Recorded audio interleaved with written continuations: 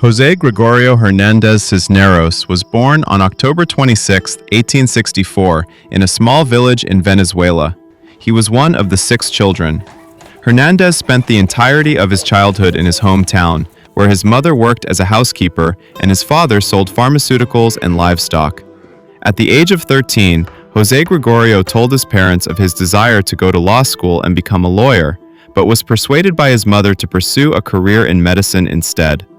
After completing his high school education, Hernandez enrolled in the Central University of Venezuela in Caracas to begin his medical studies. Throughout his 6 years at the university, he was described by his professors as a student of outstanding academic performance and conduct. Career. In 1888, Hernandez graduated as a medical doctor from the Central University of Venezuela. The Venezuelan government awarded him a grant to continue his studies in Europe. Hernandez traveled to Paris, where he studied other fields of medicine for 3 years. Following his return to Venezuela, he became a leading doctor at the Hospital Jose Maria Vargas. Between 1891 and 1916, he dedicated himself to teaching, to medicine, and to religious practice. During this period, however, Hernandez made 2 attempts to begin studies for the priesthood, but his fragile physical condition ultimately stood in his way. In July 1908, he entered the Farneta Charter House near Lucca, Italy, to explore his religious vocation as a hermit of the Carthusian order, leaving the following April. In 1913, in a further attempt, Hernandez enrolled as a seminarian at the Pontifical Latin American College in Rome, but again, health problems obliged him to return to Venezuela. During his practice of medicine, Hernandez treated the poor for free and even bought them medicines with his own money. With the arrival in 1918 of the highly contagious Spanish flu in Venezuela, Hernandez treated patients in Caracas who had caught it. Hernandez died in 1919 after being struck by a motorist. Beatification. After his death, Hernandez's fame began to spread. Claims were made around the country that miracles had been experienced in cases where his intercession before God had been invoked. Eventually, his name became known all over Latin America and Spain. His healing help is often invoked by both doctors and patients.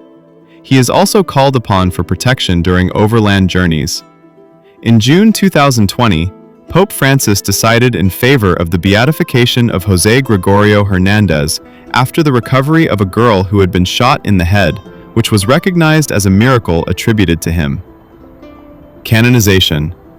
He was canonized on October 19, 2025 by Pope Leo XIV in a multitudinous event at the St. Peter's Square in Vatican City, Rome, becoming the first Venezuelan saint.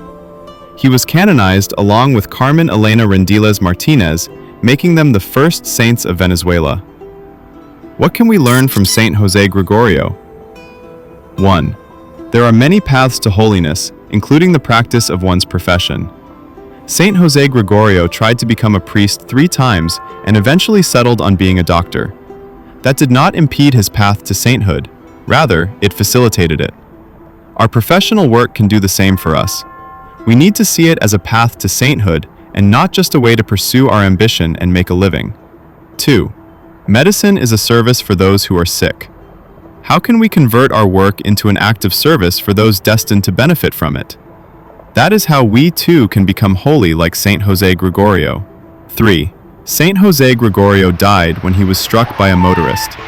He was most likely trying to serve those who had contracted the Spanish flu at the time. We should not be afraid to enter into harm's way to help those in need of our professional services.